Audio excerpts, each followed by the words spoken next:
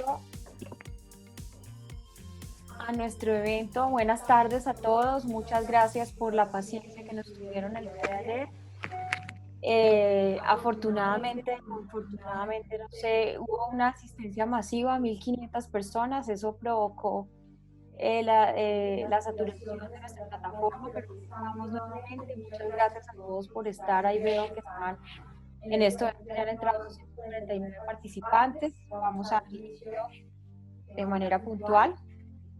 Es para nosotros, el Colegio de Abogados, un placer estar acá y no solamente por este evento y por esas circunstancias que nos obligan a hacer estos eventos de esta manera, sino también por la acogida que hemos tenido, la solidaridad de parte de todos los colegas, y especialmente hoy nos acompañan 5 personas que, además de ser destacados en el ámbito profesional, son personas de grandes calidades humanas.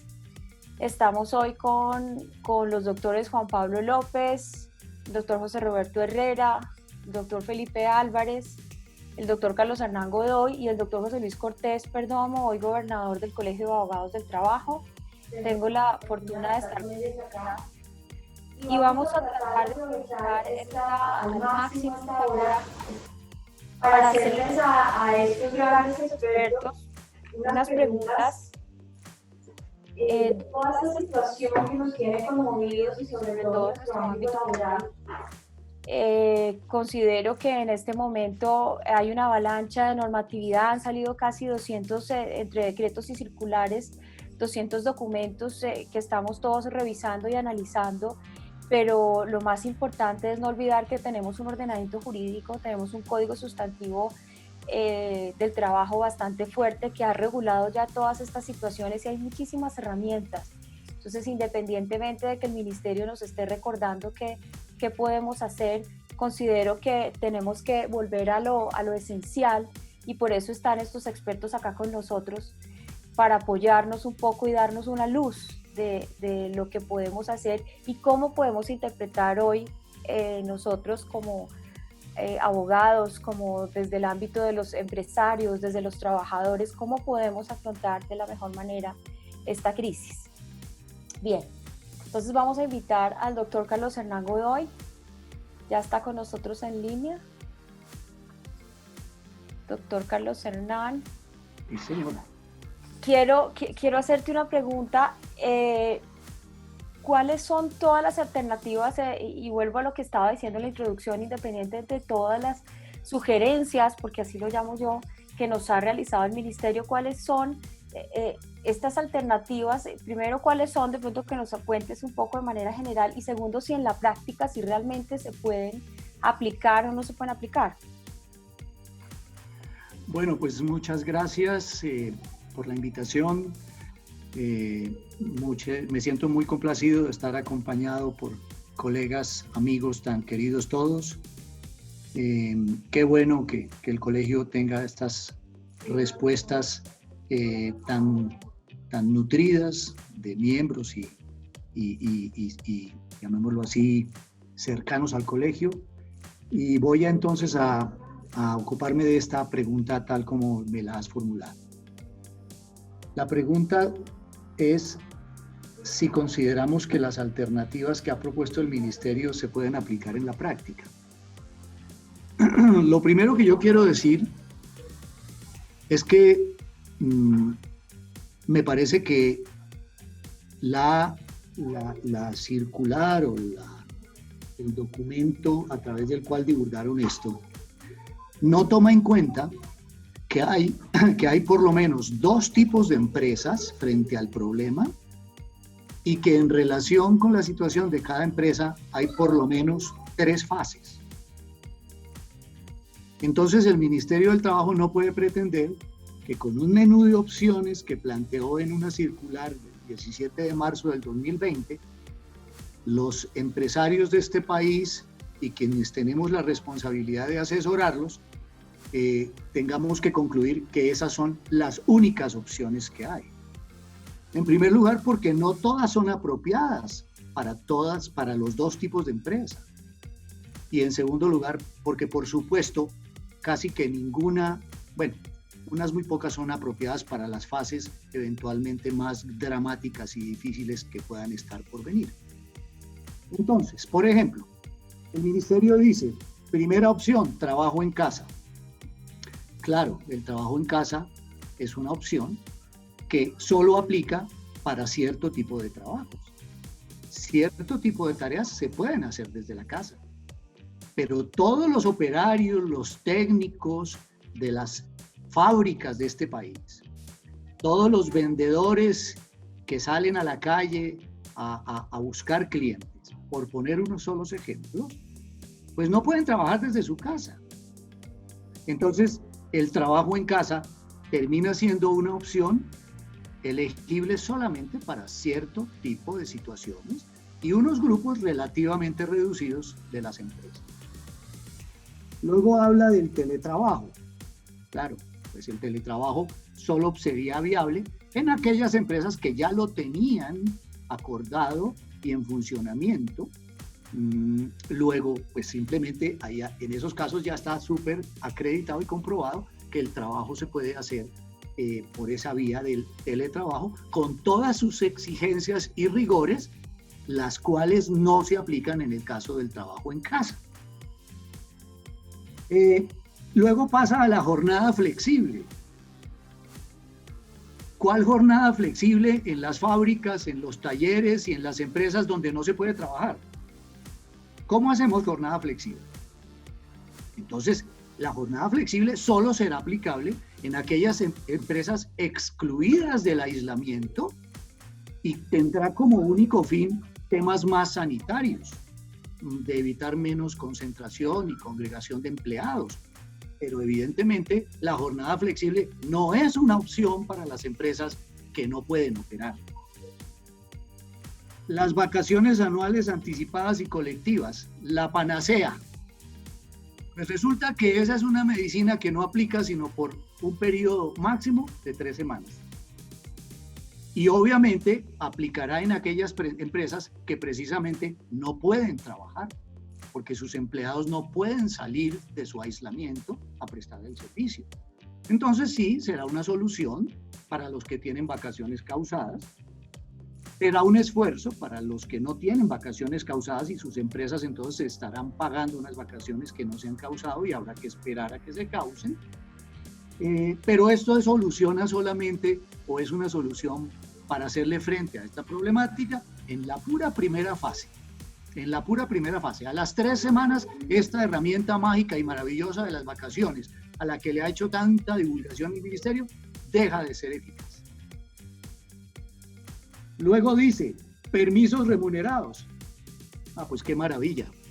La solución entonces es mandar a todo el mundo para la casa, o mejor dicho, a los que no pueden trabajar, y pagarles como si trabajaran. Y la pregunta para el ministerio es, ¿y de dónde va a salir esa platica? ¿Qué empresa puede darse el lujo de pagar los costos completos de su operación laboral si no está pudiendo producir, si no está teniendo ingresos? Entonces esa es otra fórmula medio fantasiosa, porque los permisos remunerados serán eventualmente solución para casos muy puntuales y de muy corta duración, pero no son la solución. Salarios sin prestación de servicio, peor. Es el famoso artículo 140. Entonces todas las empresas van a mandar a sus trabajadores a su casa y a pagarles como si fuera por su culpa o disposición, cuando en realidad es por una orden de autoridad competente. Entonces me parece que si vamos en 6, creo que de lo que el ministerio considera que son las únicas herramientas de que puede disponer los empresarios, pues no tenemos realmente con qué permitirle al sector empresarial hacerle frente a esta coyuntura sin deteriorar su economía. Quiero llegar hasta aquí porque hay más panelistas, más amigos queridos que tienen cosas importantes que decir y me reservo para alguna pregunta que me corresponderá más adelante hablar de las fases 2 y 3, porque es que en la medida en que este fenómeno se alargue, se prolongue en el tiempo, ya no solo estas muy escasas y muy insuficientes recomendaciones, opciones que plantea el ministerio no serán suficientes, sino que habrá que apelar a la imaginación, a la creatividad, al espíritu de coordinación económica para que todos aporten, todos aportemos. Pero evidentemente lo que se considera que la circular 21 es la panacea de las opciones para los empresarios no es cierto, es muy limitada y no tiene razón de ser que si los empresarios optan por otros caminos sean inmediatamente sujetos de persecución rabiosa a través de investigaciones administrativas y otro tipo de amenazas que hoy en día se están dando. Muchas gracias. Como bien contabas ahorita, pues sí, seguramente hay más y hay muchas más herramientas en nuestro Código Sustantivo de Trabajo. La pregunta, y un poco para darle claridad a los asistentes en este momento, que ya estamos llegando a 400, es que pues es muy usual que en este momento se estén firmando acuerdos entre las partes de reducción de salarios, de licencias no remuneradas, de todos estos temas. Y obviamente viene la famosa angustia de las empresas que consideran que como las circulares están dando estas herramientas, entonces no hay otras. Entonces, un poco como para darle claridad al tema, quiero que José Luis Cortés, José, porfa, nos cuentes un poco frente a estos acuerdos, ¿son válidos, no? Y de qué manera, o sea, el ministerio emite una circular diciendo que va a fiscalizar esos acuerdos, y digamos que pues hay empresarios que han entendido que estas son otras herramientas. Entonces, José, cuéntanos un poco a partir de tu experiencia, ¿son válidos, no son válidos? ¿Tenemos que angustiarnos por haberlos firmado? ¿Hasta dónde llega esa fiscalización del ministerio y hasta dónde se puede pronunciar el ministerio acerca de este tema? Bueno, muy buenos días a todos. Muchísimas gracias también, Catalina, por permitirme esta participación.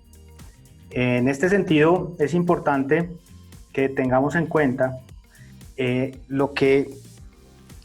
la voluntad de las partes es completamente válida. Estos acuerdos son absolutamente válidos.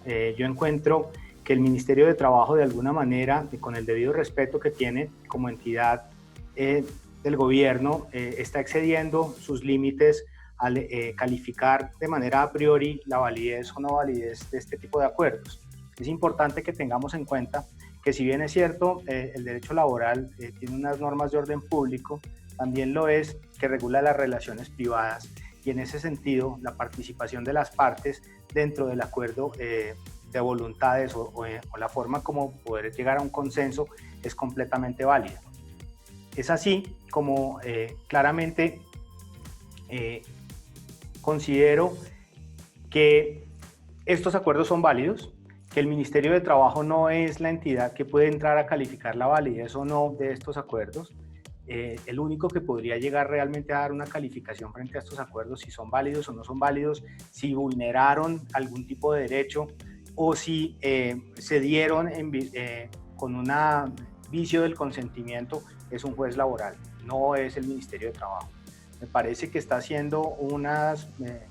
tomando unas medidas el ministerio un poco nefastas, de alguna manera. Está tratando de imponer unas obligaciones y unas cargas que no existen en este momento, y en ese sentido creería yo que a todas luces no son válidas estas circulares, o no tienen esa fuerza vinculante, ni pueden dejar de tener en cuenta esto. Además de esto, hay que tener en cuenta que el mismo Código Sustantivo del Trabajo ha establecido que las partes mismas pueden entrar a revisar las condiciones del contrato si llega a existir una situación especialísima. Y en este caso, si llegara a ser que el Ministerio de Trabajo, que las partes, por esta misma coyuntura que se está dando, quisieran sentarse a revisar las condiciones del contrato, válidamente lo podrían hacer. Y el Ministerio, en este sentido, consideraría que no tiene esa capacidad. Gracias. José, una pregunta. Frente a lo que estabas hablando, ya Carlos Hernán nos habló de lo que decían las circulares, las vacaciones, pero pues obviamente está muy limitado, hay más herramientas en el código. Hablaste tú de los acuerdos de reducción de salario, de las licencias por acuerdo entre las partes.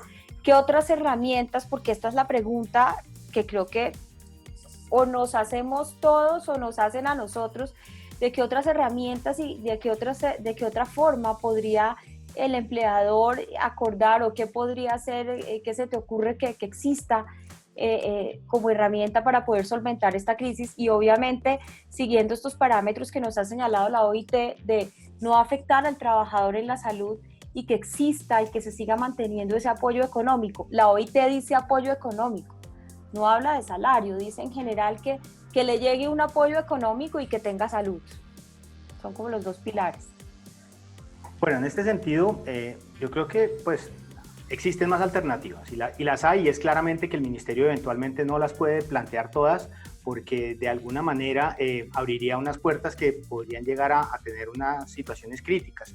La suspensión del contrato pues no está en la circular 021, y la suspensión del contrato es completamente válida. Hay varias causales que se dan. No quiere decir que el COVID-19 per se genere la suspensión del contrato o genere la fuerza mayor y el caso fortuito, pero sí existen empresas que, teniendo en cuenta su objeto, su forma de desarrollar las actividades, hacen que como tal efectivamente puedan aplicar esta situación. Entonces tenemos que, además de las planteadas en la 021, encontramos que la suspensión del contrato es válida. El problema también que tenemos que tener en cuenta es que esto va a afectar completamente a los trabajadores, y esta es una relación completamente simbiótica, es decir, o sea, tampoco podemos pensar que salvar a una empresa puede llevar a afectar a todos los trabajadores, y hay alternativas económicas para eso. Una alternativa que no se ha planteado mucho es el pago anticipado de la prima. El pago anticipado de la prima es válido. La prima, como todos sabemos, se causa día a día. En la medida que se va ejecutando el contrato, se va causando la prima, y en este sentido, a esta fecha ya tenemos nosotros un acumulado de prima que en estricto sentido las empresas deberían pagarlo en junio, pero que en este momento podría ya hacerse un pago de lo que está causado de la prima, o eventualmente hacer un pago anticipado de la prima, que es menos peligroso que el pago de las vacaciones anticipadas, porque si yo estoy hablando que el contrato está suspendido por la cuarentena, es decir, que ya sabemos que hasta el 13 de abril y eventualmente va a extenderse esta situación, quiere decir que como durante el tiempo de la suspensión del contrato de trabajo se cuenta para la prima, porque así lo establece la ley, durante todo el tiempo de suspensión se va a ir causando el derecho a la prima. Por lo tanto, el día de hoy, si yo suspendo el contrato a un trabajador, yo podría anticiparle o pagarle de una vez la parte que está causada de la prima, 10 o 12 días, y con eso, efectivamente, pues aunque sea, podríamos darle a los trabajadores una forma de subsistencia. Digo que es más fácil que las vacaciones anticipadas, porque tenemos que tener en cuenta que las vacaciones anticipadas, cada día de vacación equivale casi a un mes de trabajo. Entonces, en este sentido, dar 15 días, o sea, ampliar las vacaciones quiere decir que tiene que extenderse mucho el contrato de trabajo para lograr luego recoger esas vacaciones que se están dando anticipadas, o que la empresa no se sienta afectada. Por el contrario, con la prima, en este momento ya tenemos causados aproximadamente 10 días y podríamos estar dando esos dineros tranquilamente, sin que exista límite. La norma no plantea ningún tipo de límite frente a eso, y me parece que sería una forma viable de hacerlo. Hay otras empresas que tienen eventualmente un recurso en este momento que no han destinado a los trabajadores, y es la nómina, la dotación. La dotación ahora hay que pagarla el 30 de abril, pero la mayoría de las empresas, como tienen uniformados a sus trabajadores, ya tienen, digamos que la nómina, la dotación ya la han entregado al trabajador al inicio del contrato, la dotación de todo el año.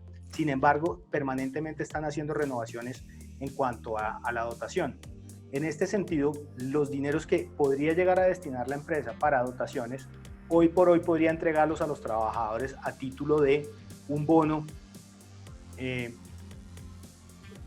alimentos, para que el trabajador pueda tener una subsistencia lógica durante los periodos de suspensión. Porque aquí lo que viene, pues de alguna manera, yo creo que es inevitable, son las suspensiones de los contratos de trabajo. Entonces, durante esos periodos de suspensión tenemos una parte de la prima, tenemos que podríamos darles convertir las dotaciones en alimentos, teniendo en cuenta que ya se han venido reconociendo las tres vestidos y calzados de labor que se le entregan normalmente al trabajador. Podemos también eventualmente generar un tipo de préstamo empresarial hacia sus trabajadores, donde esos préstamos se imputen a las prestaciones futuras, donde también el trabajador tenga una posibilidad de tener un acceso más fácil que sobre la banca y poder tener ese ingreso, mientras que a futuro la empresa sin intereses le va descontando no de su salario, sino que le puede descontar de las prestaciones sociales que se le vienen a futuro, hablando de prestaciones social principalmente la prima de diciembre y los mismos intereses a las cesantías, o eventualmente efectuando algún tipo de descuento al trabajador. Aquí tenemos que buscar es la forma de que entre todos nos podamos ayudar, de que la empresa subsista como entidad y que los trabajadores también tengan una forma de subsistencia. No podemos pensar de una u otra manera que o defendemos a la empresa o defendemos a los trabajadores. Muchas gracias, doctor. Voy a pedirles a los panelistas que tratemos de ser un poquito más breves. Muchas gracias para que el tiempo nos dé. Muchas gracias, José. Tú hablabas ahorita una cosa importantísima y voy a hacerle esta pregunta al doctor Juan Pablo López.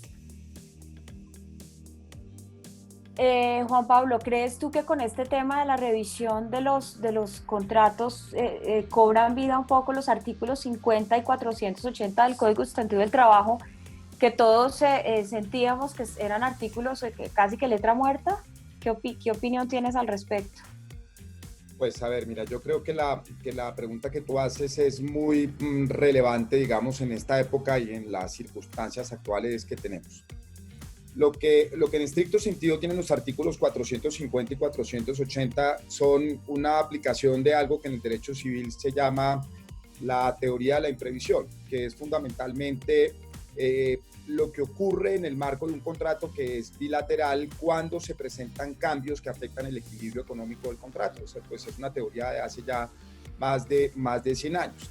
Y en la práctica, pues el Código Sustantivo lo que recogió en el artículo 50 y en el 480 fue esa aplicación del mundo de la teoría de la imprevisión al mundo de lo laboral, en el sentido de que cuando se presenta una situación que es imprevista, que afecta de manera grave, digamos, las condiciones de normalidad económica, es susceptible una condición o es susceptible una alternativa de revisión de esos acuerdos de voluntades. Trátese de los acuerdos individuales, artículo 50, o los acuerdos colectivos, artículo 480. Entonces, sin lugar a dudas, la situación que tenemos en este momento es una situación que justifica, que amerita, que hace reflexionar sobre la posibilidad de aplicar esas alternativas de revisión de las convenciones y de los contratos de trabajo. Al margen de que ya hoy por hoy exista en el ordenamiento legal la posibilidad, por ejemplo, de modificar la jornada de trabajo y como consecuencia de ello modificar el salario, de llegar a acuerdos colectivos que puedan implicar la reducción, suspensión o moderación de la aplicación de ciertos beneficios, lo que sí trae a la luz estos artículos, el 50 y el 480, es que se abre en este momento ese escenario. Y ese escenario, pues obviamente tiene sus particularidades porque es un escenario que tiene dos caminos. Tiene un camino, el del consenso, el libre entendimiento entre las partes para llegar a un acuerdo, para poder superar este tipo de situaciones y corregir ese desequilibrio contractual que se está presentando. Pero por otro lado, abre una alternativa a largo plazo que es el de la revisión judicial. Yo en esto quiero ser enfático, digamos, en un tema, y tal vez lo planteaba Carlos Hernán con toda claridad. Esto tiene dos etapas y empresarialmente debemos prepararnos para esas grandes etapas que vienen. Nosotros estamos en este momento en la primera etapa, que es la etapa del periodo de cuarentena, del impacto económico, de esos límites que tiene el derecho de reunión, de locomoción, del derecho al trabajo, y obviamente eso tiene un impacto real, que son una de las suertes de alternativas que ha venido planteando José Luis y que también mencionó Carlos Hernán. Pero en paralelo ya empieza a vislumbrarse el inicio de la segunda etapa y eventualmente de una tercera. Y la segunda etapa es el impacto y la afectación que va a tener después de las medidas de cuarentena, que honestamente espero que no sean muy largas, porque si no el sector productivo no va a ser capaz de pararse de esa situación. Y esa segunda etapa lo que supone es que podamos empezar a tomar una serie de medidas que supongan revisar las condiciones económicas actuales para el segundo semestre y eventualmente para el año 2021. Entonces ya hay muchas empresas en sus procesos de negociación colectiva, y ya lo han hecho así, han acordado desde suspensión voluntaria de los contratos de trabajo con el pago de algunas sumas de dinero, de algunas ayudas, de algunos ingresos, como lo mencionaba hace un momento Catalina, hasta el tema de suspensión de beneficios extralegales durante todo el periodo del año 2020, hasta ya la creación de estructuras de beneficios nuevos, pensando en cómo va a tener la empresa que ajustarse a esas capacidades de caja y de relacionamiento productivo y de costo laboral a partir del segundo semestre del 2020 y del 2021. Te interrumpo, Juan Pablo, te interrumpo un segundo ahí, qué pena, para hacer claridad en los asistentes. O sea, lo que estás diciendo un poco para ir aterrizando es que esto es bajo el entendido que haya una solidaridad de los trabajadores y de las organizaciones sindicales y entiendan esa necesidad de esa revisión. Pero si por el contrario hay una resistencia de los trabajadores porque no quieren, al contrario, bajarse en sus condiciones, y tampoco los sindicatos tendríamos que irnos a la vía judicial, ¿o qué hacer? Por supuesto, lo mencionaba hace un momento, esto tiene 2 o 3 etapas. La segunda etapa es justamente la que tenemos que empezar a agotar, que es la etapa del mutuo acuerdo entre las partes, que de hecho es lo que plantean ambos artículos, tanto el 50 como el 480. Pero si eso no es posible, e insisto nuevamente, muchas empresas ya están estructurando sus modelos de negociación colectiva y otras ya han logrado acuerdos en ese sentido, ¿correcto? O sea, ya no estamos solos en el ejercicio de que esto sea algo novedoso, ya hay muchas empresas que están en esa tarea. Lo que ya tendríamos que entrar es a una segunda etapa que se nos va a cruzar muy en el marco, una tercera etapa en el marco de la segunda, y es que seguramente vamos a tener una serie de necesidades reales o de revisión de acuerdos colectivos o de ingreso de las empresas masivamente a escenarios de reestructuración empresarial a través de la ley 1116 o eventualmente a procesos de liquidación de las compañías, lo cual obviamente va todavía a ser más exigente la necesidad que van a tener las compañías de revisar sus acuerdos colectivos y contractuales para poder ajustarse y acomodarse a una crisis económica que se viene encima y que creo que va a ser un tsunami y una ola mucho más grande que la del propio coronavirus. Ok, muchas gracias, Juan Pablo. Para los asistentes, mientras estoy leyendo las preguntas, algunas ya van a estar resueltas dentro de las preguntas que tengo para los asistentes, pero quiero hacer unas para Felipe. Quiero que Felipe nos ayude con una claridad, y me acaban de hacer, el doctor Humberto Jairo Jaramillo tiene una pregunta interesante. Felipe, quiero que nos apoyes con esa. A pesar de que el gobierno nacional ha mencionado y ha sugerido dentro de las medidas el tema de las vacaciones,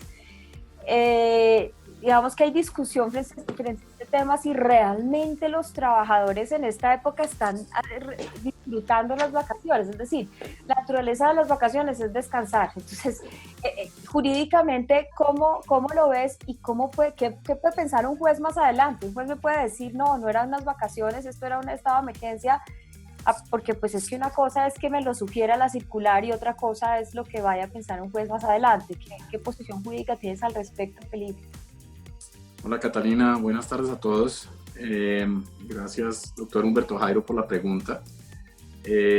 A mí me parece que en un principio de esta situación que nos ha generado el COVID-19, pues no era claro si lo que estaba expidiendo el Ministerio a través de la circular 21 y 22, pues era una simple recomendación o era una situación obligatoria para los empleadores, o en qué circunstancias lo estaba planteando. Más preocupación nos dio todavía cuando posteriormente dijo en otra circular que iba a hacer unos procesos fuertes de fiscalización a quienes no cumplieran lo que el ministerio estaba diciendo en las circulares. Y peor aún, cuando empezaron a llegar estos requerimientos que ya varias empresas han venido recibiendo por parte del ministerio, en los que ha indicado que tenemos que ceñirnos a lo que ellos dijeron en las circulares 21 y 22. Pues nos dejó un poco por fuera del ordenamiento jurídico entender que teníamos que cumplir algo que el ministerio estaba tratando de implementar a través de circulares, porque las circulares, pues como todos sabemos, no tienen una fuerza coercitiva ante ninguna instancia. Posteriormente, el gobierno, y entendiéndolos también como gobierno, pues que se han ido ajustando a la situación, porque no fue fácil, a todos nos cogió por sorpresa, y el gobierno, pienso yo, ha venido haciendo un esfuerzo para ajustarse a esta situación. Ya profirió el decreto que nos constituyó en emergencia económica, social y ecológica. Decreto que a la luz de la Constitución Nacional pues cobra plenas facultades para el gobierno según el artículo 215 de la Constitución Nacional. En ese momento ya el gobierno sí adquiere unas facultades extraordinarias para poder empezar a tomar decisiones que tienen carácter obligatorio. Y a raíz de ese decreto de la Constitución en estado de emergencia económica, social y ecológica, expidió ya el decreto 488, en el cual nos dice específicamente que ya podemos estar en aislamiento social y que a raíz de eso tenemos que empezar a tomar unas medidas específicas. Por lo tanto, el ministerio ya con fuerza de decreto ley nos dice que podemos utilizar la figura de las vacaciones con un día de anticipación y pueden ser vacaciones colectivas, anticipadas o causadas. Bajo esa premisa y bajo la presunción de legalidad que tiene pues esa decisión bajo el estado de excepción en que se dicta, yo creo que en este momento las empresas sí tienen la facultad de notificar con mínimo un día de anticipación a sus trabajadores que deben salir a tomar sus periodos de vacaciones, bien sean causados, anticipados o incluso colectivos. Y hasta que este decreto no pierda su fuerza coercitiva, pues estamos bajo una presunción de legalidad y no considero que el día de mañana las empresas vayan a tener ni situaciones complejas por fiscalización del ministerio, posibles multas, y tampoco creo que un juez pueda decir que abusó del derecho o de una situación legal frente al trabajador al obligarlo a tomar vacaciones en este periodo. Yo, para terminar un poco, retomo las palabras que han dicho todos, y esta es una situación excepcional en la que todos tenemos que poner.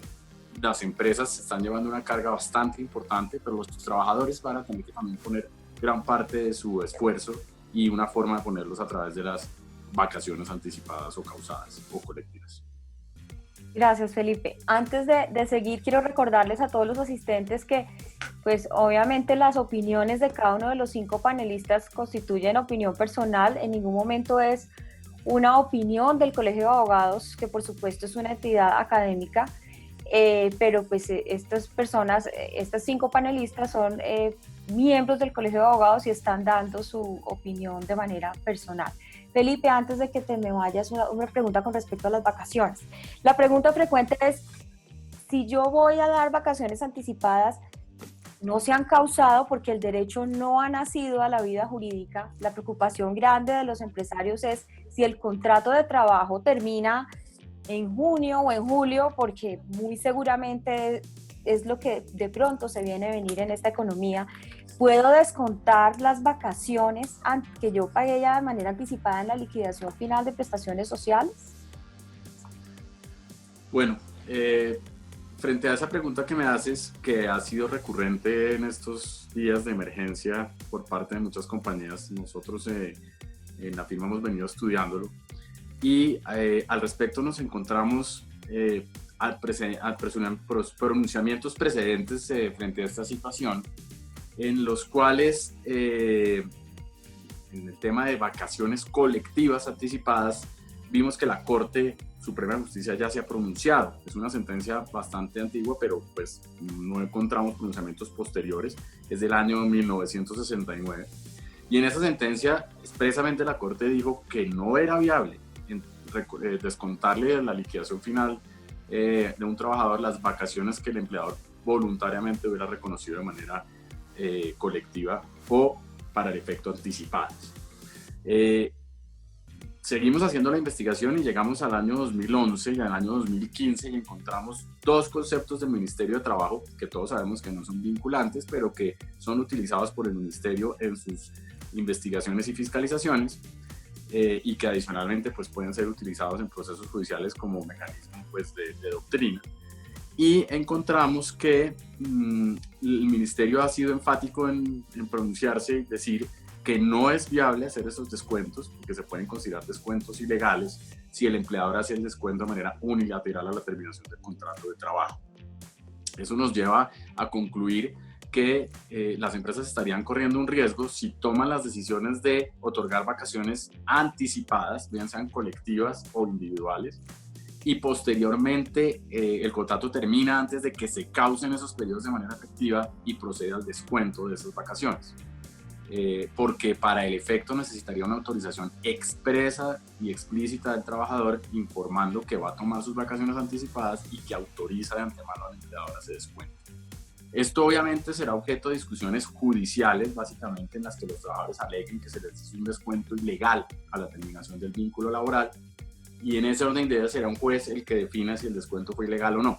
Para tranquilidad de todos, en todo caso creemos que en esos procesos tendríamos un elemento de buena fe bastante importante que alegar a través del decreto ley 488 del 2020 que viabilizó las vacaciones anticipadas y la situación de declaratoria de excepción económica, social y ecológica, porque pues el descuento que se estaría haciendo frente a vacaciones anticipadas tendría un sustento de buena fe y no sería pues fácil de argumentar por parte de un trabajador que el empleador actuó de mala fe en ese descuento.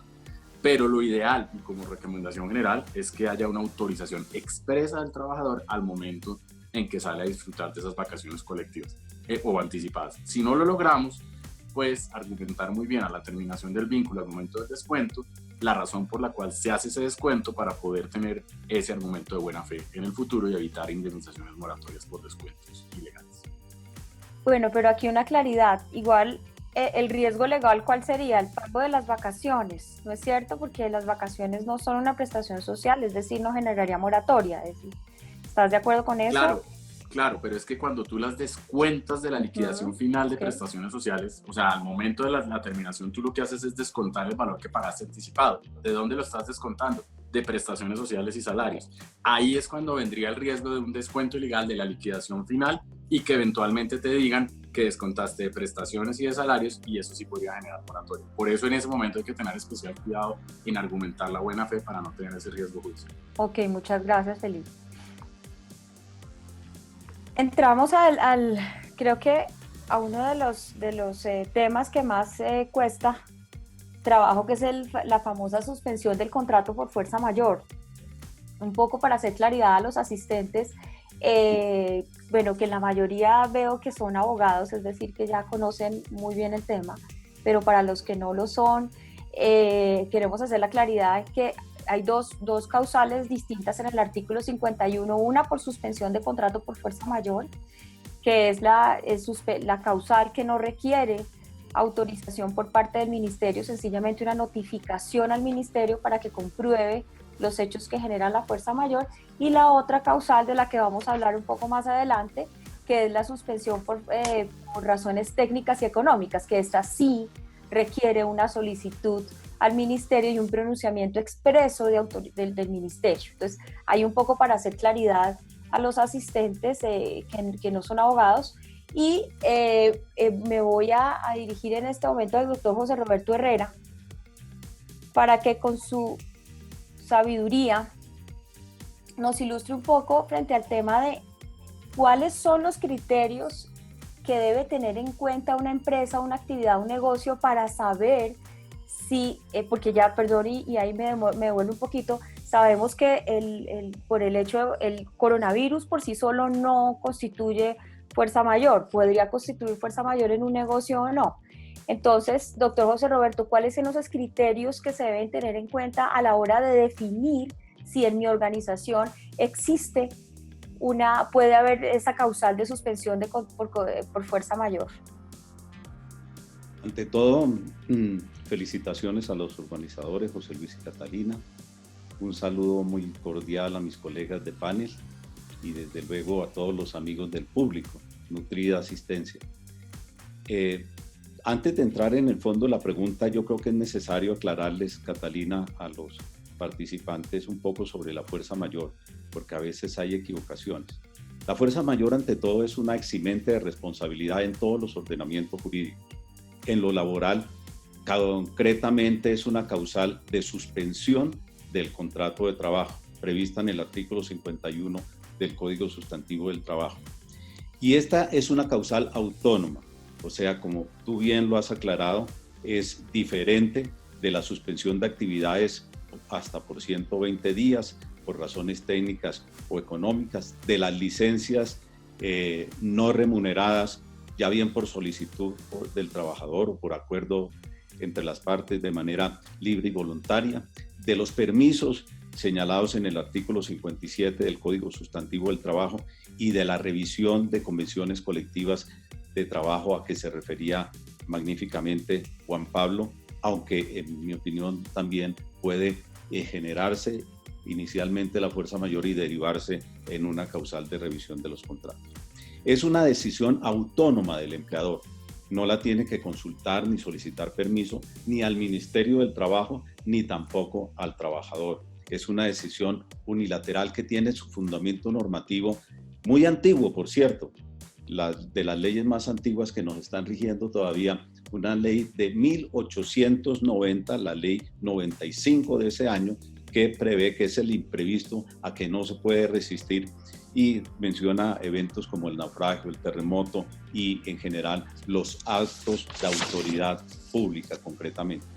Los requisitos, a veces este tema me da la impresión que se trajina con mucha ligereza, porque se afirma por algunos, no, el requisito es el de la imprevisibilidad, el requisito es el de la irresistibilidad.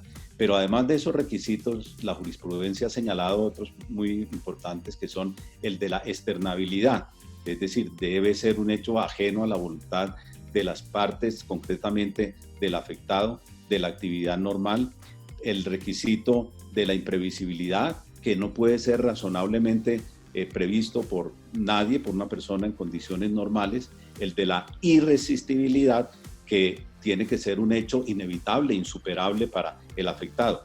Observemos cómo en la imprevisibilidad tiene que ver con la causa de la suspensión, en cambio el de la irresistibilidad tiene que ver con los efectos de la suspensión. Y otro muy importante que ha agregado ya la jurisprudencia laboral y también la civil es el de la inimputabilidad. ¿Qué significa eso? Que tiene que producirse sin contribución o culpa de la persona afectada. Y también la jurisprudencia laboral, eso sí, particularmente la laboral, ha agregado un requisito que es que debe imposibilitar la ejecución del contrato, porque la norma dice fuerza mayor o caso fortuito que impida temporalmente la ejecución del contrato. Bien, debe ser naturalmente, como su nombre lo indica, un acaecimiento temporal, no definitivo. ¿Qué comunicaciones debe dar desde el punto de vista una empresa cuando se enfrenta a esta situación? Yo diría que dos, una al trabajador y otra, un aviso inmediato, como lo dice la ley, al Ministerio del Trabajo. Al trabajador y al Ministerio, ¿cómo estaría dado ese aviso? En las causales de la suspensión, naturalmente, no simplemente decir que por fuerza mayor se suspendieron, sino los hechos que sustentan esa determinación de suspensión del contrato y también un fundamento mínimo para ello. La competencia en esta materia no es del Ministerio del Trabajo en principio. El Ministerio del Trabajo da un aviso y comprueba. No me voy a extender en este tema porque seguramente alguna otra pregunta la responderá, pero sí quiero decir que la jurisprudencia ha dicho que es competencia del juez laboral en esta materia. Como tú lo has dicho, Catalina, la fuerza mayor no puede ser de carácter general, no por el hecho de que se haya declarado en este momento por la Organización Mundial de la Salud y por el Ministerio de Salud la emergencia sanitaria, y no por el hecho de que el gobierno nacional haya declarado en términos generales el estado de excepción de emergencia económica y social. Se da por per se, en este caso del C-19, la fuerza mayor. ¿Es solo para el empleador o para el trabajador? Fíjense que aquí existe una cosa curiosa, que en esta emergencia, de esta fuerza mayor se da en cierta medida para el empleador, pero también cuando el trabajador se ve confinado, podría pensarse en esa posibilidad que dilucidará posteriormente la jurisprudencia. ¿Desde cuándo se opera? No diría yo que es desde el momento mismo de los decretos estos, sino ya en las circunstancias particulares de cada empresa. Hay que ver exactamente cómo la afecta en particular. Y fíjense que no es el virus en sí la causa de la fuerza mayor, sino los decretos de emergencia y las resoluciones que se han dictado, innumerables, frondosas, entre otras, pero eso específicamente mirada a la situación de cada empresa en particular y debe ser determinada caso por caso, ¿no? Caso por caso. ¿Se extiende a todos los trabajadores de una empresa la situación actual? Pues depende. Yo diría que no, porque no es lo mismo una empresa que, si bien está afectada por una circunstancia de fuerza mayor, pero tiene unos servicios indispensables que realizar y están expresamente exceptuados en las medidas gubernamentales, pues esos seguirán prestando sus servicios y no se le aplicará la consecuencia fundamental de abstención de la prestación del servicio por parte del trabajador. Hay labores, como vimos, que sí se pueden realizar, como lo decía Carlos Hernán, el teletrabajo o el trabajo en casa, pues eventualmente se podrá realizar y entonces seguramente esos trabajadores en particular no estarán afectados por situación de fuerza mayor. ¿Hasta cuándo llega la fuerza mayor? ¿Cuándo termina? Pues aquí hay dos asuntos. Uno, que es de tipo de hechos, concretamente hasta que estén las causas estas que nos están afectando a toda la población mundial, pero también desde el punto de vista jurídico, constitucionalmente, vemos que un estado de emergencia en principio se declara por periodos de 30 días. Entonces tiene ese límite temporal muy concreto señalado en la norma constitucional y los efectos de esas normas solamente tendrán esa vigencia. Entonces, por otra parte, habría que agregar que en estos momentos la fuerza mayor que vivimos como consecuencia del COVID y de las medidas restrictivas del gobierno, cuando a unas personas se les obliga al confinamiento en sus residencias, pues desde luego que sí es una causal de fuerza mayor. Es que si eso no es una fuerza mayor, si no pueden trabajar y si las empresas no pueden beneficiarse de esos servicios, si esto no es fuerza mayor, nada sería fuerza mayor en la historia de la humanidad y en el mundo jurídico. Pero una reflexión final. Este es el momento de la solidaridad, pero la solidaridad de doble vía, no solamente solidaridad de la empresa, que tiene que ser más grande, desde luego, mucho más grande, pero también solidaridad de los trabajadores. Tiene que haber en este momento mucho de equidad en el proceder de las empresas, también mucha responsabilidad social, pero también mucha flexibilidad en la interpretación de las normas laborales, donde los acuerdos que se llegan entre los empleadores y el trabajador o las organizaciones sindicales, que debe promoverse estos procesos de concertación para darle blindaje verdaderamente a las empresas y consolidar todo este proceso. Y por último, Catalina, me perdonas, quisiera agregar, algunos preguntan si hay que agotar los pasos primeros de la circular y después llegar a la fuerza mayor. En mi opinión, no. La fuerza mayor per se tiene unas causales, unos requisitos que están señalados en la ley en la medida en que se configure. Entonces se puede antes o después de haber asumido esos pasos. Ahora, que sea aconsejable desde el punto de vista práctico para cada una de las empresas, estoy de acuerdo con Carlos Hernán que cada situación es particular, pues sí, algunas empresas optarán primero por vacaciones, no obstante tener desde el principio las causales de la fuerza mayor. Muchas gracias. Gracias a ti. Y antes de que te me vayas, una pregunta sobre esto mismo, aprovechando que estás acá y creo que muchos de los asistentes hacen la misma pregunta. Fuiste magistrado de la Corte Suprema de Justicia. Voy a hacerte esta pregunta. ¿Qué mirada van a dar? Seguramente se ve una avalancha de demandas frente a este tema, porque de pronto un trabajador consideró que no han debido aplicarle la suspensión del contrato de trabajo. ¿Qué mirada pueden dar los jueces y pues como qué recomendaciones tienes tú en materia probatoria para que los empresarios demuestren que estaban inmersos en... Bien, ¿me escuchan? ¿Me escuchan? Sí, señor.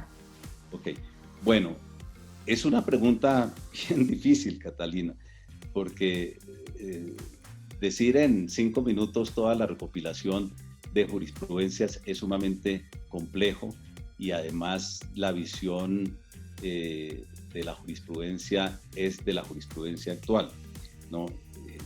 Cada magistrado manda o dicta sus jurisprudencia en su momento. Pero sí se puede hacer una evolución de todo lo que ha pasado en la jurisprudencia de la Corte Suprema de Justicia. No ha habido grandes diferencias, ¿no? La fuerza mayor está en un fundamento, un asidero normativo, que es esa ley de 1890, la ley 95. Se ha dicho que son esos requisitos: externabilidad, imprevisibilidad, irresistibilidad, inimputabilidad y que impida la ejecución del contrato. Son 5 requisitos en la jurisprudencia laboral. Yo diría que hay un pronunciamiento relativamente reciente que recopila todo eso, que es una sentencia de la Sala de Descongestión, simplemente se la voy a decir, de la Sala Laboral de la Corte, Sala de Descongestión. Desde hace 2 años, con ponencia de una colegiada, la doctora Ana María Muñoz, sentencia de 4849, en la cual se refería a un caso concreto. Era un caso de la clínica David Restrepo, donde demandaba una bacterióloga que pues, se le había suspendido el contrato y después ella lo terminó por aduciendo despido indirecto. ¿Qué pasó? Esa clínica fue intervenida por el gobierno nacional, por la superintendencia respectiva, que suspendió las actividades de la clínica por violación de normas sanitarias. Entonces, esa empleada, en un momento dado, pues era bacterióloga, cumplía una actividad en una dependencia que no había sido cobijada propiamente por la suspensión de actividades decretada por esa autoridad de inspección y control y de vigilancia. Entonces, la clínica suspendió el contrato diciendo que había fuerza mayor derivado de un acto de autoridad legítima. Entonces, que estaba en una situación de imprevisibilidad, de irresistibilidad. Los jueces de instancia absolvieron a la clínica. Cuando el asunto subió al análisis de la Corte Suprema de Justicia, la Corte casó la sentencia, es decir, anuló el fallo y consideró la Corte que no, que aquí había imprevisibilidad por parte de la clínica porque esas medidas sanitarias las ha debido observar previamente y el cumplimiento de las reglas en esa materia son previsibles para cualquier persona. Por otra parte, consideró que había una circunstancia particular y es que la empleada, como ya se dijo, trabajaba en una dependencia en la que no estaba excluida concretamente esa actividad y la podía desempeñar perfectamente en cualquier momento. Y que no había inimputabilidad, sino que por el contrario, la decisión de suspensión de actividades fue como consecuencia de la infracción, una violación de las normas sanitarias por parte del empleador. Entonces, así, lo que quiero significar con esa sentencia, que desde cierto punto sí es novedoso, es que si hay irresistibilidad en un momento dado, si hay un acto de autoridad legítima, pero sin embargo hay que mirar unas circunstancias en concreto en materia de imputabilidad. Entonces, eso es una orientación, porque aún decretándose la fuerza mayor para una empresa, no necesariamente se extiende de manera automática para todas sus actividades. Y en segundo lugar, quisiera mencionar rápidamente unas sentencias de la Corte Constitucional. ¿Qué ha dicho la Corte Constitucional recientemente? Por cierto, hay una equivocación de pronto en alguna de las circulares del Ministerio, la circular 27, porque hay una parte que transcribe de la Corte Constitucional, pero a mi juicio ese no es la parte pertinente, sino otro que hay en esa sentencia y que pues puede decir que en fuerza mayor no está dicha la última palabra. Incluso la Corte Suprema también dijo, no podemos hoy en día analizar todos los problemas a la luz de la ley 95 de 1890 porque se dictó en unas circunstancias sociopolíticas muy distintas de las actuales. Y eso también lo afirma tácitamente la Corte Constitucional, y en una sentencia, la C-930, es decir, de control de constitucionalidad, sobre el artículo 57, numeral 6 del Código, que habla, como todos sabemos, de los permisos por forzosa de aceptación de cargos, por ejercer el derecho al sufragio, por grave calamidad doméstica, por permisos sindicales, asistencia a entierro. Bueno, todas esas circunstancias específicas fueron materia de control. Solamente esos. Entonces algunos dicen, no, es que la Corte Constitucional ya se pronunció sobre la constitucionalidad de la fuerza mayor. No, realmente no lo ha hecho, por lo menos que yo conozca o que lo haya hecho en estos días. Pero en esos casos sí dijo la Corte en esa sentencia, a pesar de dejar claro que ni siquiera podía hacer la integración normativa con el artículo 51, numeral 1, que es el que se refiere a la fuerza mayor, dijo la Corte, no, ese es otro asunto que no nos incumbe, vamos a dirigir esa sentencia sobre estos otros temas.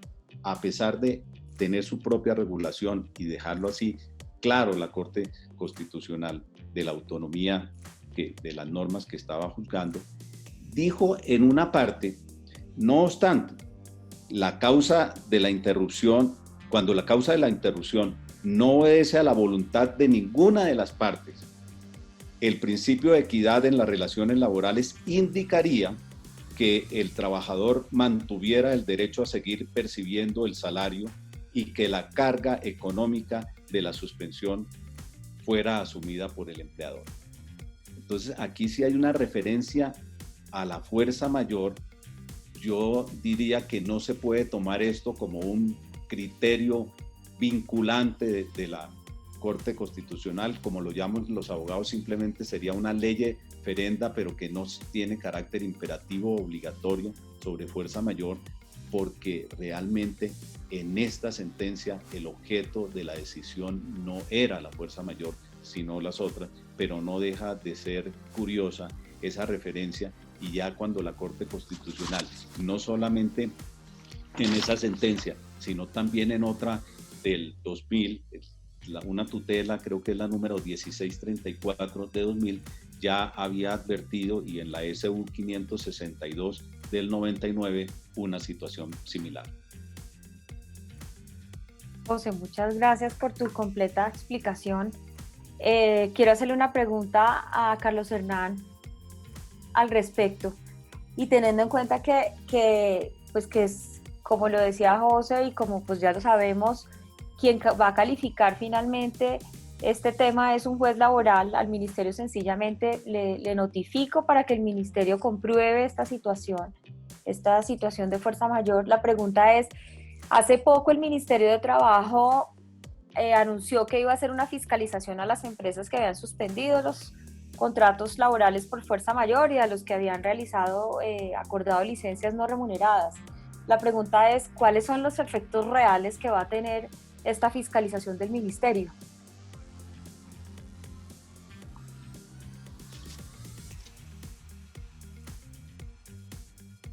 Recordemos que la fiscalización, que en este caso es el nombre, tiene apellido.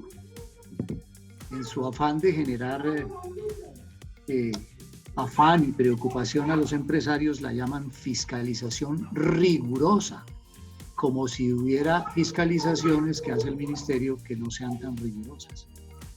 Esta va a ser rigurosa.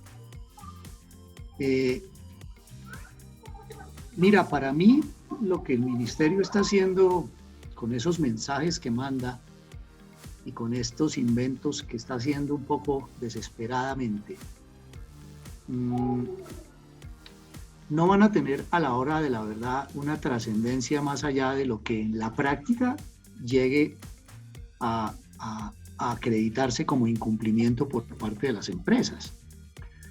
Yo he hecho un comentario que, si me excusan si ya lo hice aquí, lo voy a repetir, el tema de los Doberman, de Fanny Kertzmann cuando fue directora de la DIAN. Ahora hacemos investigaciones con Doberman, acompañadas de Doberman. O sea, es como decirle al empresariado, como partir del supuesto de la mala fe del empresariado. Y yo creo que eso es equivocado. Yo creo que el señor ministro pues está muy recién llegado y tal vez no tiene mucha experiencia en estos temas laborales, pero realmente creo que ahí está adoptando unas políticas que no son amigables, que no son propias de una coyuntura que demanda cordialidad, demanda construcción conjunta. De manera que yo personalmente le he dicho a nuestros clientes que el que nada debe, nada teme. Y que si lo que estamos haciendo, con base en la convicción que nos da el estudio cuidadoso que hemos hecho de todos estos temas y que hoy mis compañeros de panel en muy buena parte han explicado, si estamos tranquilos, pues vamos a dar la pelea. Si el pecado por acogerse a una opción que da la ley, como la fuerza mayor, o como convenir una licencia no remunerada, acompañadas de esfuerzos económicos de parte de las empresas para ayudar y cuidar el bolsillo de sus trabajadores. Si el precio que hay que pagar por eso es una investigación rigurosa, rabiosa y de Doberman, pues que nos investiguen. Porque es que eso no tiene sentido. Los inspectores deberían estar dedicados ahorita a otras cosas. Entonces, yo personalmente creo que es un error la forma en que lo vienen haciendo. No sé si ustedes han tenido el placer de leer los escritos que los inspectores están mandando a las empresas. Eso es vergonzoso. Más o menos el gran resumen es que dice, mire, como usted no hizo lo que la circular 21 ordenó, entonces usted está violando la ley. Y entonces le quiero comunicar que voy a abrir una investigación rigurosa y rabiosa. Eso no está bien. Ese no es el derecho del trabajo que en Colombia contribuyeron a hacer realidad el padre de José Roberto y otros grandes patriarcas. El derecho del trabajo es por ante todo diálogo. El derecho pues del trabajo es comprensión de las realidades. ¿O fue que nos quedó grande manejar el derecho laboral en tiempos de crisis? No, señores. Ahí el derecho de trabajo tiene muchas palabras que decir. Por esa razón, yo lamento sinceramente ese manejo que trato de entender, pero no puedo justificar, que le está dando el ministerio al lenguaje con los empresarios. Las normas laborales están hechas también para los momentos de crisis. Y este es el momento de la concertación. Este es el momento en que hay que echar mano de todas estas herramientas, no del menú tan restringido y precario que propone la circular 21. Gracias, Carlos Hernán. Teniendo ya un poco de claridad frente al tema de la fuerza mayor, en algunos casos la hay, en otras no, que tenemos que ser juiciosos en revisar el tema en cada uno de los negocios, y soy trabajador también, revisar si realmente me aplica o no. Tengo una pregunta, y pasando a la segunda causal, a la tercera que está en el artículo 51, numeral tercera, pero que nos aplica en este momento. ¿En qué casos se pasaríamos ya las empresas podrían ya solicitar esta suspensión por razones técnicas y económicas? Y la pregunta del millón, y se la hacen todos, ¿qué hago mientras tanto con los trabajadores mientras el ministerio me da la autorización? Porque ya estoy en una situación de iliquidez total, no tengo flujo de caja. ¿Qué hacer mientras el ministerio, que se demora, siempre se toma su tiempo, da esa autorización? ¿Qué nos recomiendas al respecto? Mira, yo creo que esa es de las normas que hay en nuestro código, como la de pedir permisos para hacer despidos colectivos, que uno debe de alguna manera borrar, porque son absolutamente ineficaces, porque se prestan a unos manejos más que jurídicos y técnicos de orden político. Aquí ha habido empresas que por ponerse a pedir permisos para suspender actividades o pedir permisos para hacer cierres, se han quebrado cuando ya les dan el permiso. Entonces, yo lamento decir que un ministerio que está diciendo que en este caso no hay fuerza mayor, un ministerio que está diciendo que las licencias no remuneradas solamente se pueden otorgar a instancias del trabajador, y un ministerio que está diciendo que va a hacer inspecciones rigurosas, dudo mucho que le vaya a prestar atención seria a una solicitud de suspensión por 120 días. El día que las resuelva, ya los 120 días se acabaron. Y lamentablemente creo que por eso entre las áreas de talento humano, los asesores laborales y una buena actitud de los trabajadores, tenemos que construir fórmulas que no impliquen la intervención del ministerio, porque eso va a dormir el sueño de los justos. Muchas gracias, Felipe. Te voy a hacer una pregunta del público que me preguntan acá si se puede hacer con comités. Yo tengo en una empresa operó la suspensión por fuerza mayor, los contratos están suspendidos, pero pues ya lleva mucho tiempo. ¿Puede concomitantemente a esta suspensión solicitar al Ministerio de Trabajo la otra suspensión por razones técnicas y económicas? Bueno, ahí hay dos temas que a mi juicio son diferentes. Tenemos el numeral primero del artículo 51 y por otro lado el numeral tercero del artículo 51. Cuando tú, como ampliamente lo expresó el doctor José Roberto en su intervención, consideras como empresa que estás en una causal de fuerza mayor que te lleva a la viabilidad de suspender un contrato de trabajo, porque, por ejemplo, es de aquellas empresas que no están exceptuadas de la movilidad o del aislamiento y por lo tanto pues no puede prestar sus servicios desde la casa ni desde ninguna otra forma, pues ahí hasta que se superen estas situaciones estarás en fuerza mayor y no considero que simultáneamente podrás apelar al numeral tercero porque esa es una causal distinta. Yo diría que en el momento en que se terminen las causales de fuerza mayor que tú como empresa consideraste que tuviste en su momento, le solicitaste al ministerio la verificación de esas causas y una vez pues terminan y se levantan, ahí si sigues en una condición compleja y ya de aquellas que hace referencia el artículo 67 del Código Sustantivo del Trabajo, porque estás en una situación financiera o contable compleja, porque estás en una situación económica que no te permite adelantar la operación normalmente, ya tendrías que ir a solicitarle el permiso al ministerio del numeral tercero, que era el que hablaba el doctor Godoy hace poco tiempo. Y yo creo que esto va a pasar en muchas empresas, porque es que cuando tú apagas la economía, como lo viene diciendo la alcaldesa de Bogotá, pues volver a arrancar la economía es bien difícil. Entonces, cuando tú apagaste una empresa, no puedes operar, no tienes ingresos, te estás comiendo tu caja mensualmente, pues volver a prender ese switch y volver a prender esa compañía va a ser difícil, no va a ser de un día para otro. Y ahí muchas empresas van a necesitar de pronto un alivio en caja, un alivio en nómina, y la mejor forma para no tener que prescindir de los servicios de sus nóminas y de sus personas que tienen el conocimiento y demás, pues van a tener que decirle al ministerio eventualmente, denme un permiso por esta situación en la que me encuentro. Pero estoy con el doctor Godoy. El problema ahí y la experiencia que hemos tenido, pues los que trajinamos en esto permanentemente, nos indica que el ministerio no resuelve eso, las experiencias por lo menos que yo he manejado en menos de 2 años, porque además es un procedimiento que tiene recurso de reposición después de que resuelve en primera instancia, después recurso de apelación ante el superior jerárquico, luego es un proceso que, conociendo cómo se mueve el ministerio, tarda mucho tiempo. La norma habla de 2 meses, pues yo no he tenido el primer proceso que tarde 2 meses, y además dice que 2 meses, a menos de que el ministerio tenga una justificación para tomarse más tiempo.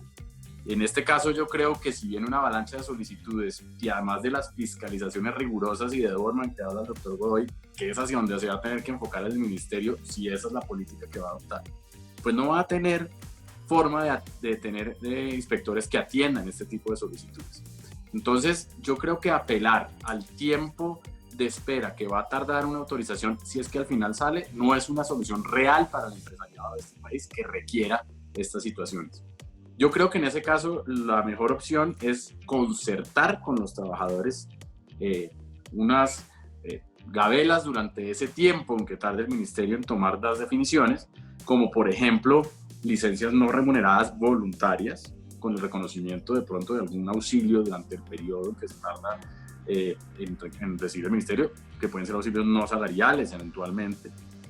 Puede ser también eventualmente pues apelar a una disminución en las condiciones salariales durante ese periodo, acordadas obviamente con el trabajador, unas jornadas reducidas, es decir, las mismas que planteó el doctor Godoy al iniciar este conversatorio durante el tiempo en que tarde la aprobación del permiso. Y finalmente, las que planteó Juan Pablo y las que nos planteaba Abel Martínez también en el chat, que lo vi planteándolas como una muy buena opción, y es la teoría de la imprevisión. Yo creo que ahí uno puede apelar a esa opción y decir, lleguemos a un acuerdo bajo el artículo 50 de revisión de las condiciones colectivas individuales de los trabajadores, con el riesgo de que si los trabajadores no son conscientes y no la aceptan, tendríamos que irnos nuevamente a la justicia ordinaria, la cual tampoco, pues sabemos todos que es muy rápida en esa toma de decisiones. Entonces la mejor opción ahí pues va a ser apelar a el buen entendimiento de las partes, a que logremos salvar muchas compañías de este país con mucha trayectoria que pues se pueden ver muy afectadas si encajan estos periodos, y que volverlas a aprender no va a ser fácil y va a tomar tiempo. Entonces pues esas como las opciones que planteo, porque esperar a que el ministerio nos dé el permiso en la práctica va a ser prácticamente inoperante. Gracias, Felipe. Una pregunta para José Luis que es muy, digamos, muy frecuente, muy recurrente, es: ¿los empleadores bajo estos pueden de manera unilateral suspender los auxilios extralegales que han otorgado por mera liberalidad? Bueno, frente a esto es importante tener en cuenta primero que todo que los auxilios extralegales pueden ser de varios tipos.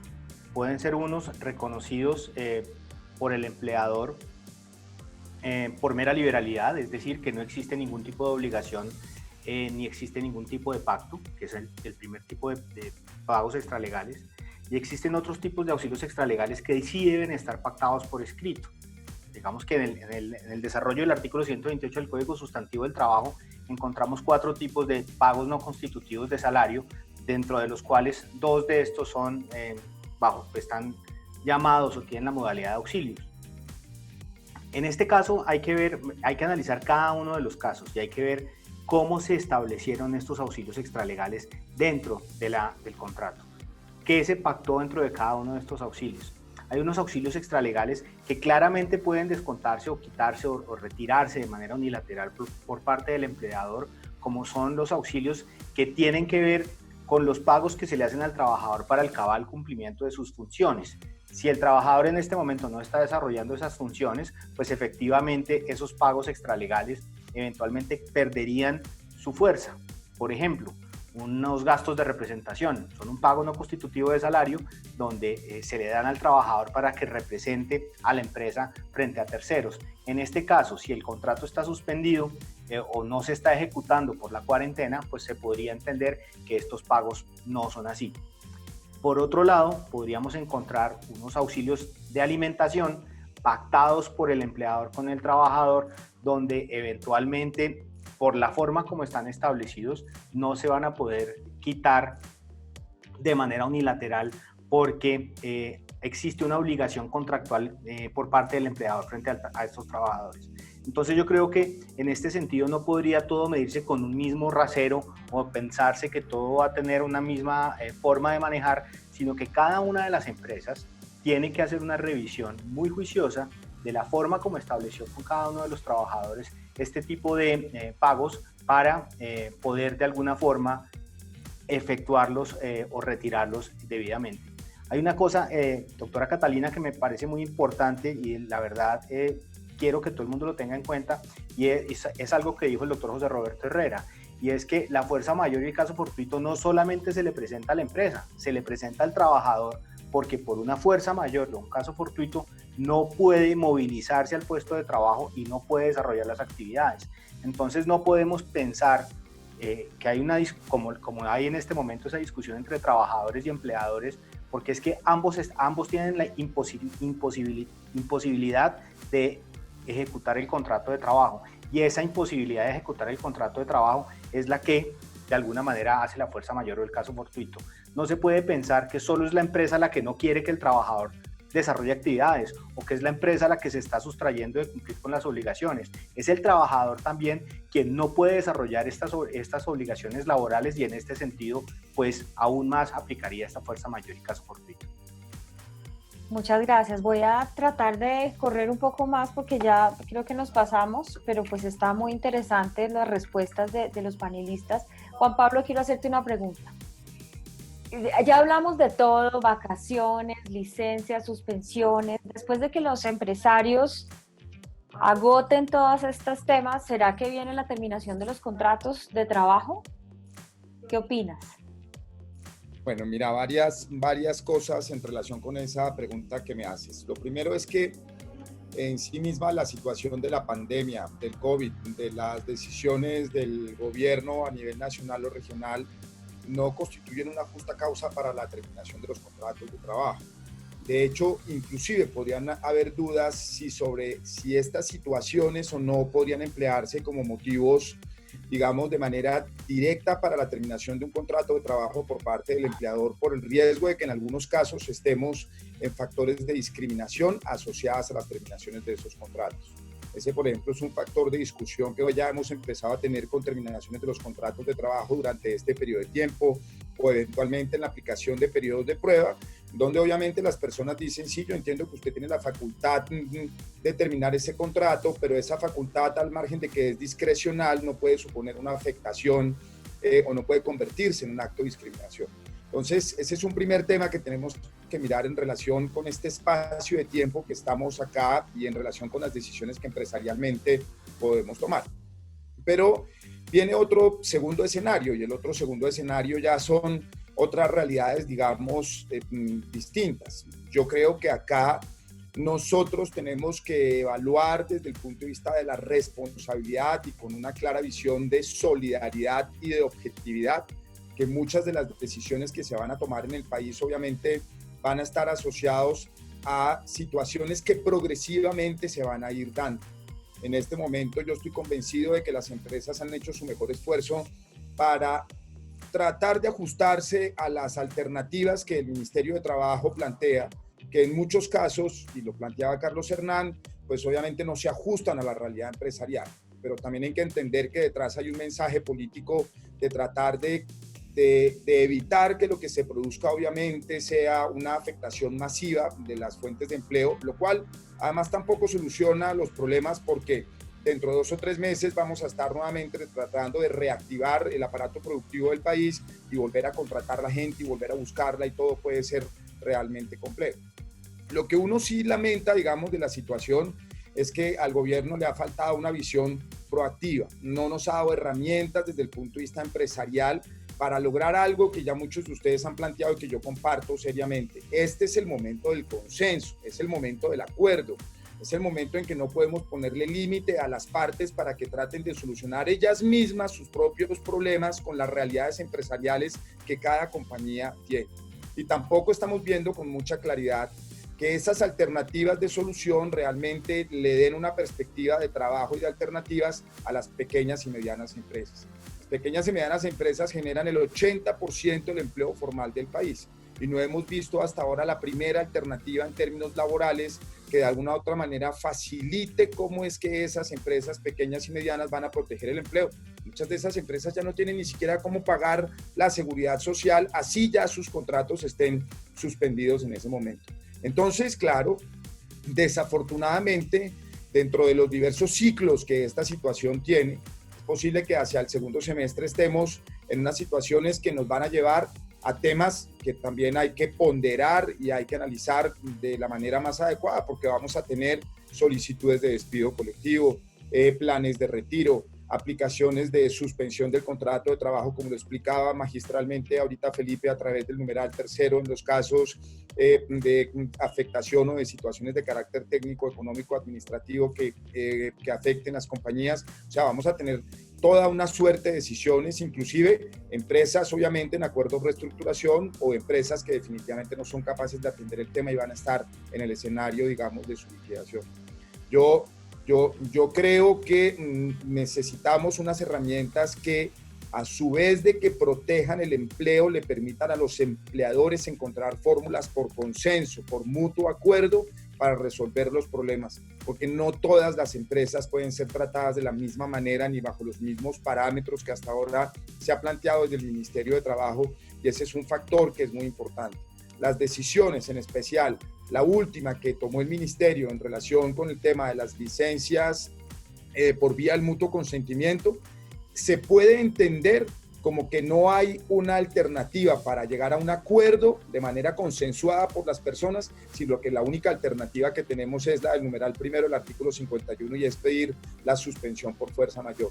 Entonces sí creo que es el momento del consenso, y creo que el llamado que como empresarios tenemos que hacerle al gobierno es que nos permita buscar fórmulas de acuerdo e que incentive en este momento modelos de acuerdo, no para resolver los 30 días o los 40 días de la cuarentena que nos queda, sino el problema de caja y el problema de afectación financiera y económica que van a tener las empresas durante el transcurso de los próximos 2 años.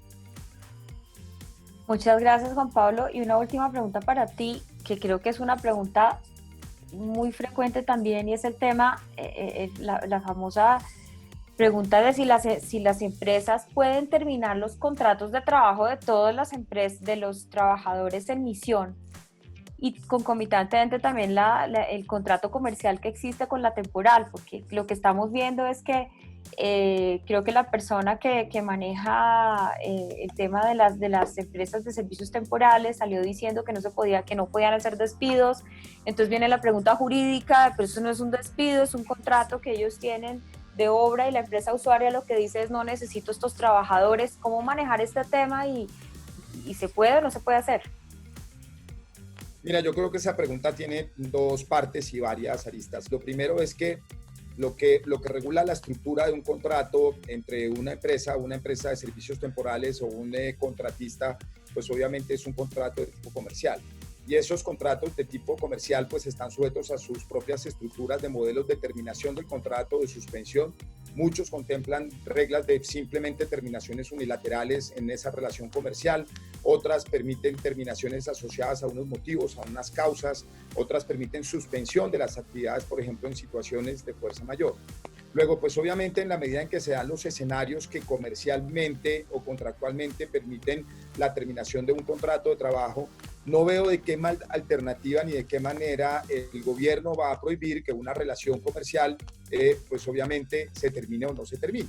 Creo que estaríamos casi que en un escenario, en algo así como situaciones tan complejas como lo hemos visto en torno, digamos, ahorita al arrendamiento, en donde empiezan a haber prohibiciones en cuanto a la disponibilidad que tiene el propietario en relación con el uso de la vivienda que tiene en arriendo, ¿sí? Hay parte de esas facultades que en un estado de emergencia económica eventualmente podrían tener facultades para el gobierno nacional en ese sentido. Pero en el estricto sentido, en este momento, lo que tenemos es que esta es una regla contractual de carácter comercial. Si producto de esa regla contractual de carácter comercial, la empresa de servicios temporales o el contratista se ve abocado a tener que terminar sus contratos de trabajo porque el modelo de contratación que tenía con esos empleados así se lo permite, pues eso es lo que legalmente está establecido en cuanto al tipo de vínculo contractual que pueda tener ese trabajador con esa empresa de servicios temporales o ese trabajador con esa empresa contratista. Que para esa empresa de servicios temporales o para ese contratista se van a dar unas discusiones similares a las que hemos venido hablando, que es que igual es un empleador y es el verdadero empleador para todos los efectos legales, pues va a tener el mismo problema de mostrar si las decisiones fueron objetivas, si no son objetivas, si eventualmente hay un acto de discriminación o no de esa decisión, y eso eventualmente puede generar hacia adelante niveles de conflictividad adicionales. Hay un tema súper particular porque obviamente ya estamos empezando a tener investigaciones por parte del Ministerio de Trabajo en relación con este tema. Y es que yo creo que vamos a tener más temas asociados, no tanto al modo de terminación del contrato de trabajo, al modo de terminación del contrato comercial y al impacto de esa terminación en relación con los trabajadores de ese contratista o esa empresa de servicios temporales, sino una situación que es mucho más compleja, y es si detrás de esa estructura contractual teníamos figuras que eventualmente se pudieran considerar como prácticas de intermediación laboral.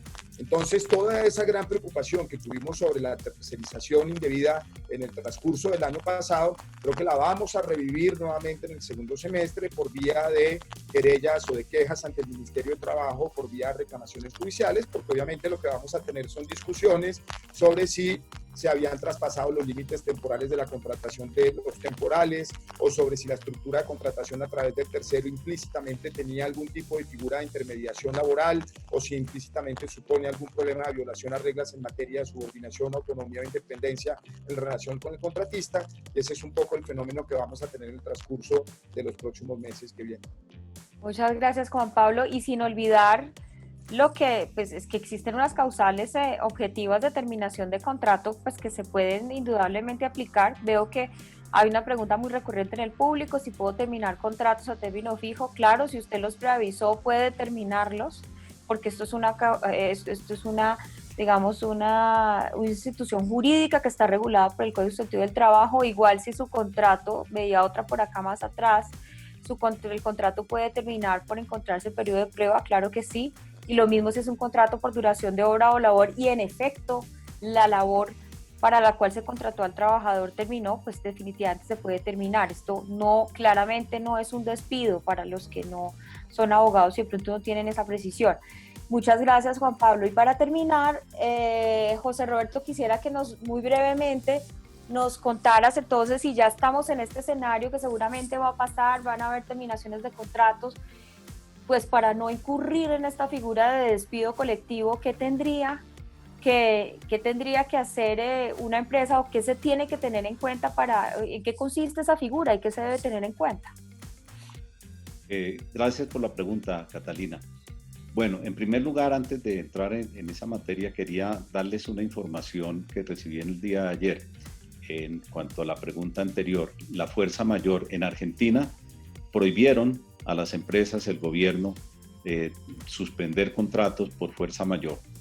Ojalá una medida de estas no se adopte en Colombia, porque en la legislación laboral, la experiencia, y yo tengo algunos años en esa materia, más que mis distinguidos colegas, es que el boomerang de la legislación laboral en contra de los trabajadores, esas medidas que aparentemente son a favor de los trabajadores, se vuelven en contra. Una medida de esas lo que puede precipitar es el cierre de las empresas, de la pequeña, de la mediana industria, que como se ha dicho tantas veces generan el 80% del empleo en Colombia, y aún de grandes industrias, porque en el mundo, hoy en el sector de aviación, ya vimos, British tiene 700 aviones parados, también Lufthansa llegó a un acuerdo drástico con los trabajadores en esa materia. Entonces, pensar en los despidos colectivos debe ser la última alternativa, pero siempre y cuando las demás no funcionen, ¿no? Pero ese es un mensaje tanto a las autoridades públicas como a los administradores de justicia también, que este asunto no se puede mirar con las regulaciones de una circular. Una circular además no tiene carácter imperativo. El mismo gobierno, cuando expide ciertas circulares externas, dice que simplemente es que instar quiere decir recomendar, no es una fuerza de carácter obligatorio. Entonces, también las circulares internas son directrices a los funcionarios internos de una determinada dependencia, y así lo ha dicho el Consejo de Estado. Pero finalmente, como la decisión va a ser de las autoridades judiciales en los procesos ordinarios y de la Corte Constitucional, ojalá se proceda con ese criterio de equidad, de coordinación económica, de equilibrio social, buscando desde luego la justicia social, pero no mirar simplemente esto como una situación normal, porque fíjense ustedes que cada uno de estos temas que hemos tratado toca un artículo del Código Sustantivo del Trabajo. En la emergencia en la que estamos abocados, no solamente Colombia, sino todos los países del mundo, se transforma la legislación laboral para adecuarlo a circunstancias inéditas, extraordinarias, únicas en la historia del mundo. Casi que estamos precipitados, ya lo han dicho, a una crisis igual o peor que la de los años 30, a una crisis peor que la de la Segunda Guerra Mundial. Entonces, tengamos prudencia al legislar, entre comillas, al dictar esas recomendaciones normativas por parte de las autoridades competentes y de las autoridades judiciales. Yo no quisiera extenderme porque ya el tiempo no me lo permite a los despidos colectivos. Voy a hacer una referencia muy breve que la legislación laboral en el artículo 67 de la Ley 50 de 1990 establece, a diferencia de muchas legislaciones actuales en el mundo, que hay que solicitar permiso cuando una empresa va a clausurar definitivamente actividades o cuando va a hacer despidos de trabajadores. Y esa solicitud tiene que tener una serie de requerimientos, una serie también de recomendaciones y de fundamentación para las autoridades que son de tipo económico y también unas causales de tipo normativo. En esos casos en que la empresa acude al Ministerio del Trabajo, lo debe hacer por razones técnicas y económicas. Sin embargo, la norma es de tal amplitud que ahí prácticamente cabe toda posibilidad, teóricamente, de hacer una solicitud de despidos colectivos de trabajadores. Para el despido colectivo se necesitan dos requisitos. Uno de orden cuantitativo, es decir, un porcentaje, rebasar un porcentaje sobre los que establece la ley, y uno de orden temporal, que es que esa calificación debe hacerse respecto a los periodos que se producen en un lapso de 6 meses con relación a los contratos a término indefinido, porque con relación a contratos a término fijo y por duración de la obra o labor contratada, ya no hay necesidad de pedir esa autorización, ni tampoco cuando el contrato de trabajo se termina por justa causa. Si no se pide esa autorización, la consecuencia es que, y se hacen los despidos, ese despido es ineficaz. Quiere decir, es que no produce ningún efecto.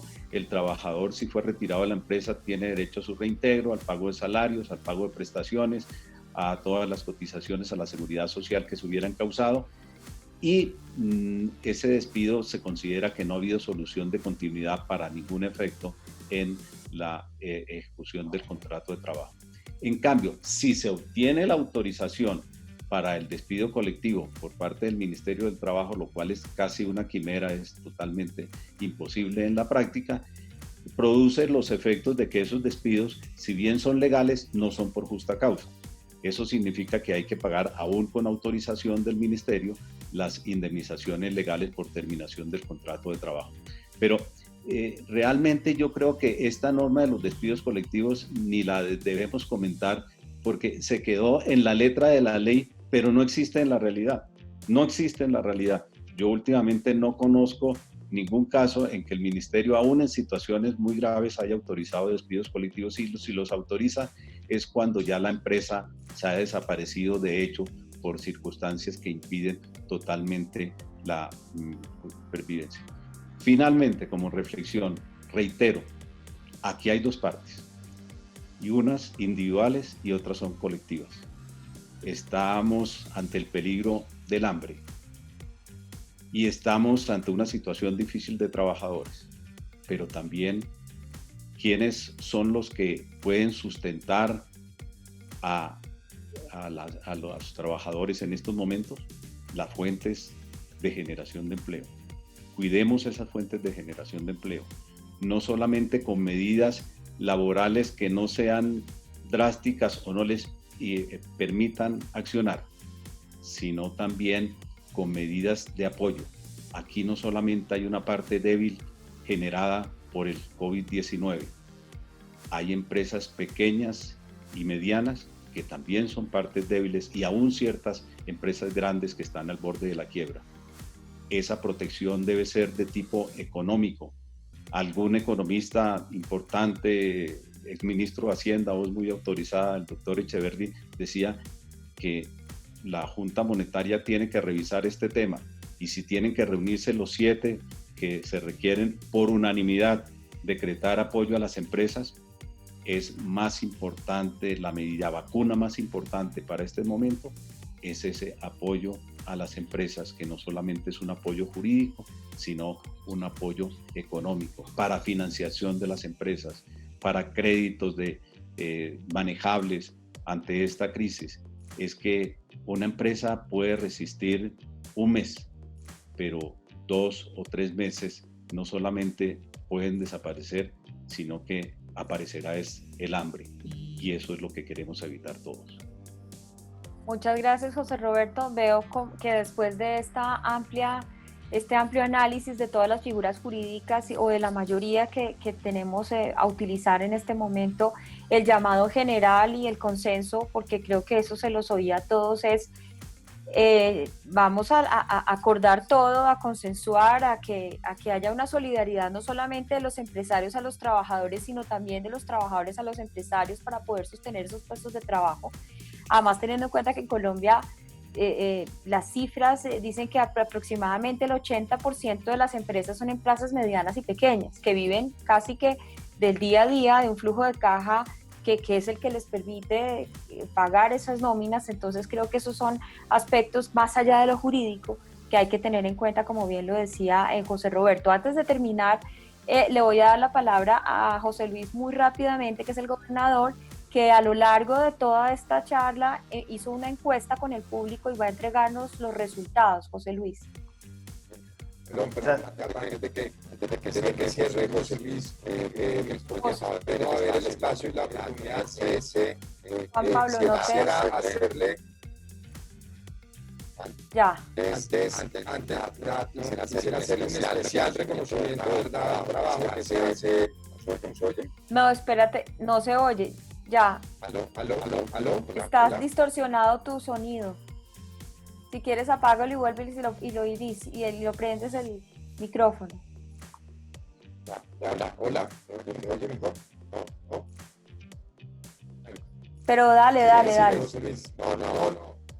Simplemente darle las gracias al gobernador por esta iniciativa. Creo que es un ejercicio muy importante en esta nueva época que estamos viviendo de la digitalización y la tecnología. Haber generado este evento que tiene muchos retos en materia de tecnología y del mundo virtual para nosotros, pero la verdad celebro y con mucho que ahora de tomar esta iniciativa que nos compartir estas formas laborales a través de estos mecanismos virtuales. Bueno, muchas gracias, Juan Pablo, por esas palabras. Un poco me esforcé para entenderlas y las entendí completas. Muchas gracias de verdad. Muchas gracias a todas las personas que estuvieron presentes. Hicimos una encuesta durante este webinar. Estuvieron presentes casi 750 personas. Hicimos 3 preguntas en las cuales la primera era: ¿siente usted que el Ministerio de Trabajo ha cumplido su misión de coordinación económica en las actuales circunstancias? Frente a esa pregunta, las respuestas, el 6% de las personas que contestaron dicen que sí, y el 94% de las que respondieron han dicho que no. Frente a la pregunta, ¿cuál es su opinión? ¿Cuál, en su opinión, sería un mecanismo eficaz para apoyar al sector empresarial en esta coyuntura? El 34% establece o votó por la exención de impuestos como un mecanismo eficaz. Después viene el 33%, un apoyo económico para el pago de nóminas, el 24% créditos sin intereses para las empresas y un 9% una orden general de reducción de salarios para los trabajadores. Y en la tercera pregunta, ¿cómo pueden los trabajadores apoyar a las empresas en crisis? El 40% vota por la reducción de salarios, el 34% por un acuerdo de licencias no remuneradas y el 26% por préstamos compensables con trabajo. Digamos que estas fueron las respuestas a esta pequeña encuesta. Yo quiero agradecerle a estas casi 750 personas que estuvieron presentes, a estos panelistas excelentes que realmente nos enriquecieron completamente con su sabiduría y su conocimiento. Esperamos seguir haciendo estos webinars una vez como mínimo a la semana o 2 veces a la semana, dependiendo de nuestras posibilidades, para poder acompañarlos a todos ustedes durante este periodo. Muchísimas gracias a todos. Catalina, te dejo.